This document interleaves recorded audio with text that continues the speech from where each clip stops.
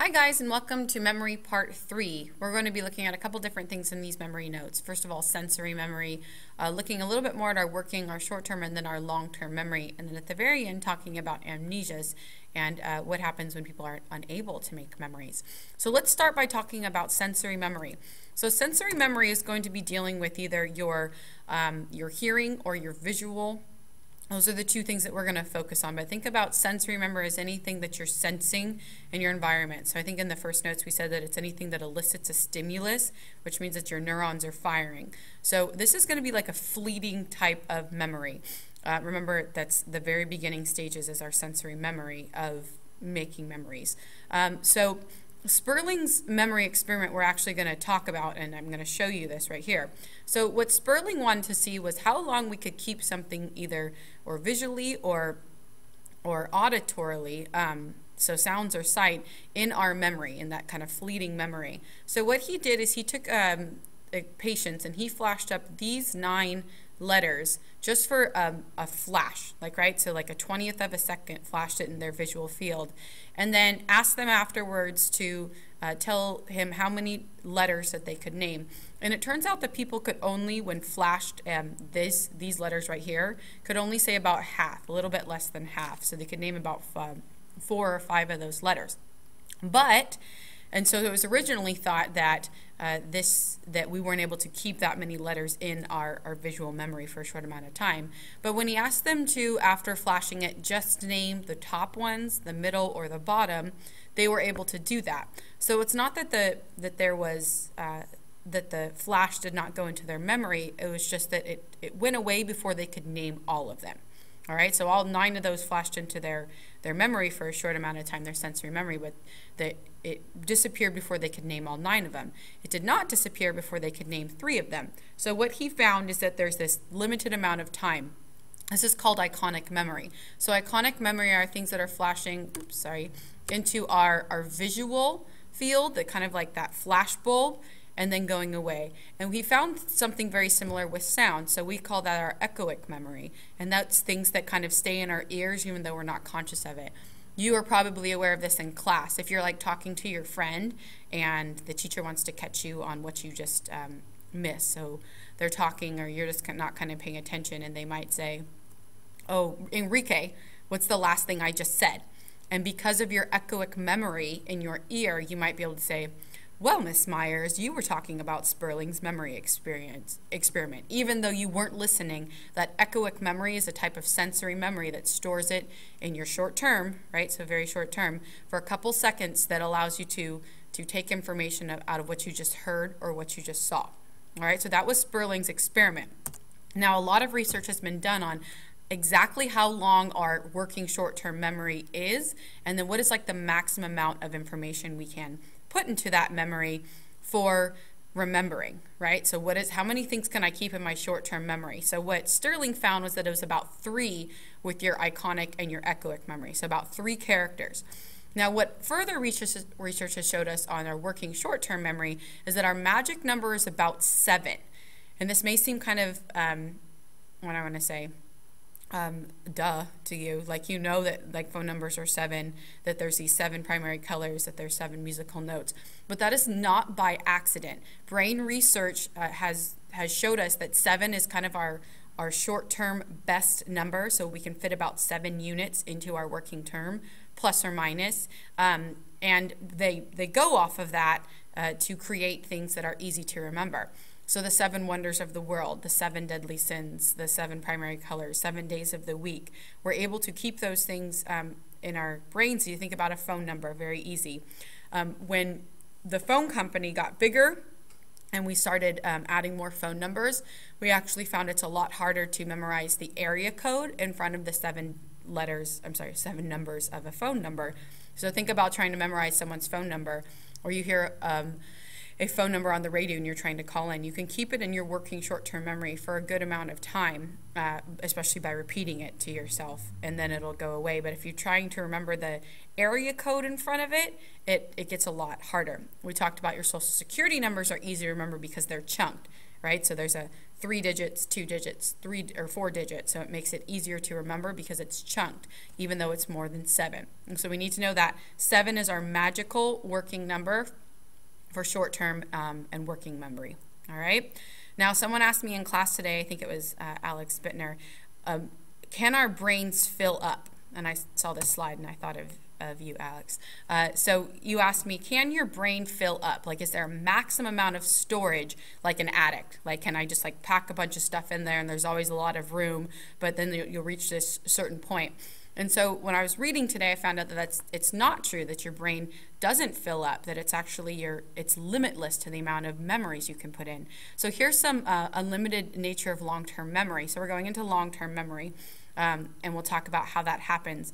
But here's some interesting records that are held.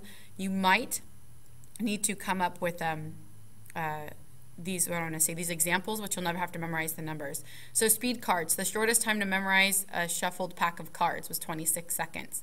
1 hour cards, most hour cards memorized after 1 hour was 14:04. That's just crazy. And then the names and facts. Most first and last names memorized in 15 minutes, 181. So here's some long-term memory experiments that you can look at.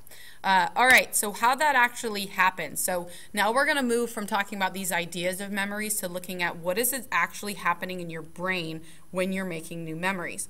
Remember that, I keep saying remember that, that's kind of funny, that memories, you have that type of pathway. So we talked about this in class a little bit. Like, it has to hit that first type of stone or brick to keep going down that pathway. And that's how we found out that memories are stored, not snored, in our brains, is actually these neurons fire in a specific pathway in our brain. And the more those neurons are firing, the stronger those connections are making. So there's literally biological changes in your brain when you are learning. They're called synaptic changes. So you have changes around the synapse of your neurons. Remember, our neurons are kind of connected together. And think about if they're connected together in this line, right? And then you have your dendritic trees going like this, off that way, and that they're receiving information from the other neuron right behind it, and there's their dendritic trees. So if I'm making new pathways in my brain, there's things happening at these synapses. Remember, the synapse is that gap in between, where there's changes going on there, and that's going to make a memory. So that's called a memory trace, is when the more information that we get on memories is we're trying to actually trace back that pathway in your brain.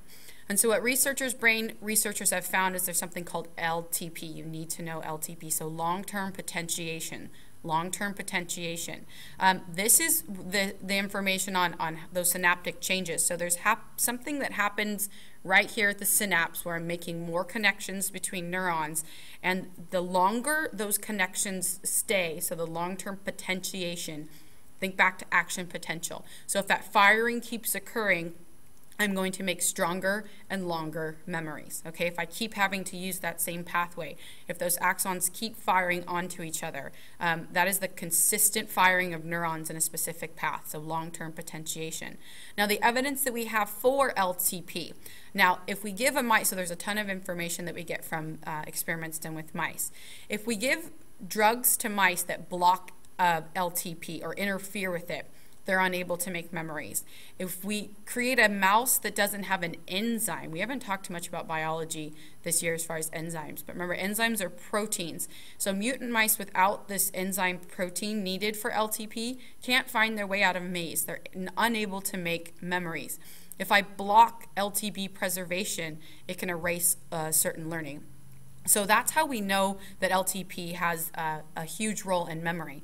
And then because we know that, we can actually reverse it for good and think about memory boosting drugs. So people that are on that have Alzheimer's, that are trying to increase the amount of memories, they might take something like a Krebs, which is a drug, pharmaceutical drug, that helps with LTP and increases memory. And then glutamate is a naturally occurring, so without any side effects, any type of when I say synaptic, where I'm increasing the chances that the next one's firing.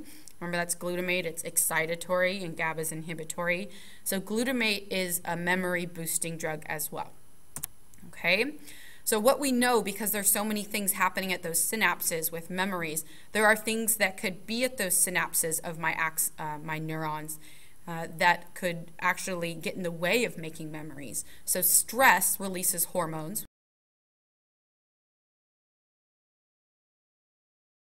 We've talked about that could actually potentially get in the way of making those connections. So, and on the opposite, sometimes with those highly running emotions that we can actually have a stronger memory. So stress can get in the way of making memories, or if it's something that's huge and traumatic, like we'll talk about flashbulb memory, it can actually enhance memories. Okay, so hormones are known to interfere with memories, either for good or bad. And then a flashbulb memory, this is a very clear a picture, like almost you can replay it in your mind of something that was emotionally significant or event.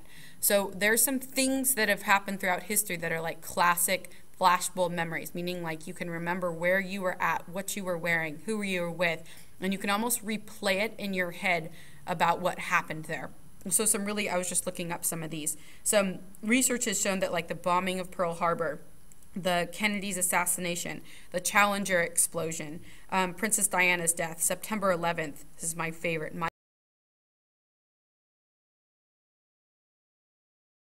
Michael Jackson's death, and President Obama's election were big flashbulb memories when people were asked, like, what is, like, one thing that you can replay? Like, I remember where I was at when I found out about 9/11. That's called a flashbulb memory. So clear memory of emotionally significant moment or event. Okay, so talking about when memory goes wrong. So when we have things that are stored, I'm going to give you a chart for implicit and explicit next, so don't worry about defining those here. But when we're storing implicit and explicit memories, there's something can go wrong called amnesia. You've probably heard about this, but amnesia is an ability to not make new memories.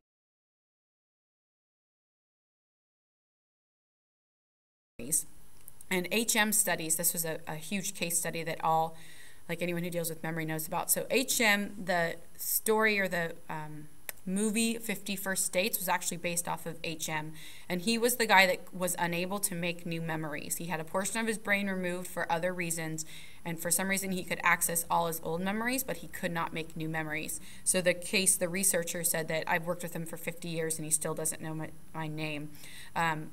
He would have a sense that he's done something before, so they'd teach them how to outline a star one day, and then the next day they'd teach him again, and he was like, oh, this is surprisingly easy. I thought it would be difficult, but he'd have absolutely no memory of being taught like how to trace a star.